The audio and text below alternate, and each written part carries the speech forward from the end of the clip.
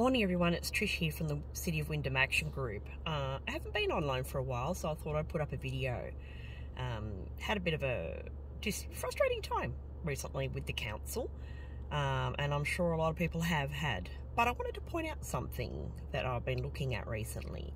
I have in the past pointed out that the Local Government Act was amended in 2020. During the lockdown kerfuffles under the cover of night without residents being consulted, and they altered the act and made it more of a act about principles, about the vibe. There's not a lot of transparency or accountability built into that act, but a couple of things to point out. One is they expanded the powers of council, so they can vote on just about anything they want that affects their local area if they want to.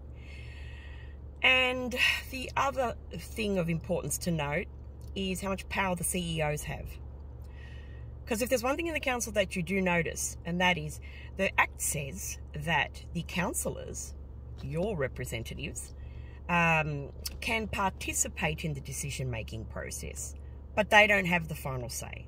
Do you know who does have the final say? The CEO.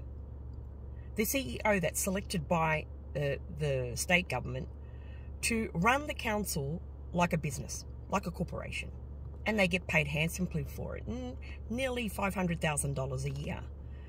So the CEO gets given an agenda that the state government would like to see passed. They present it to the councillors. The councillors become part of the decision-making process, but they do not have the final say. So this is the important thing you have to understand about how the council works. You believe, you are under the illusion that when you select the councillor or elect the councillor in your area, that they're there to represent you and what you want in your local area, which is actually not true. They can certainly be part of that decision-making process, but the final say about everything that happens at the council is decided upon by the CEO. That's the person who's controlling it all. Why do they have to have so much power? It's not how the old act used to be, but it certainly is now.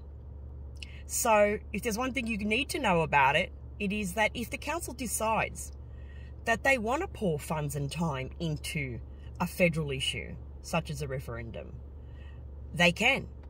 If they want to send someone to the moon, they can. They can decide whatever they like to do with your money, within reason, of course, and it'll get done. And anybody, so including myself and our group, who've been trying to interact with the council for the last nearly 12 months, can attest. You will know how difficult it is to get an answer out of the council about anything. They certainly don't want you questioning their processes or the decisions that they've made. They again give you the illusion that you've been part of that consultation and feedback process. But really, in reality, you haven't had much of a say at all. Now, I don't know about you, but I didn't vote for a CEO. Our current CEO is an unelected official. I didn't elect him. He represents the state government. So they have control over the council. So then let's put this into perspective here. Why do we need a council? If the state government's doing it all, why do we need a council? Because they're certainly not representing me and our group. We've had a few very valid questions and concerns about some of the decisions that they've been making, but we've had no joy, no answer about any of them. I don't know about you, but I'm not happy about that process. We need to push back on this process. This is not where we want things to go. They are there because they're supposed to be listening to us and our concerns about our local area and how we want this place to be. Join us. We all need to stand up and push back upon this change in the legislation. It is not in our favour, it's in theirs.